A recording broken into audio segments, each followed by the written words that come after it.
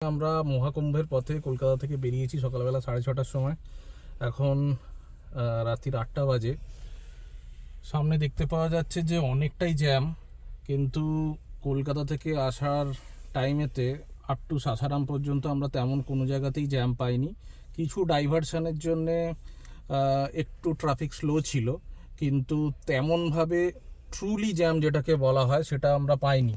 কিন্তু মুথানিয়া থেকে দুর্গাবতী ব্রিজ, যেটা সাসারাম টোল প্লাজা ক্রস করার মোটামুটি 15-20 কিলোমিটার পর থেকে শুরু হয়, মুথানিয়ার থেকে দুর্গাবতী ব্রিজ, এখানে কিন্তু ট্রিমেন্ডাস জ্যাম রয়েছে।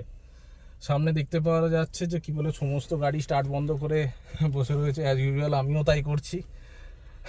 তো দেখাচ্ছে মোটামুটি লাস্ট 1.5 আওয়ার্স ধরে আমি এখানেই স্ট্যান্ড স্টিল রয়েছি। খুবই স্লো মুভিং ট্রাফিক। সমস্ত সবকটা মোটামুটি 5খানা লেনেতে গাড়ি চুপচাপ স্ট্যান্ড স্টিল হয়ে আছে, স্টলড ভেহিকল।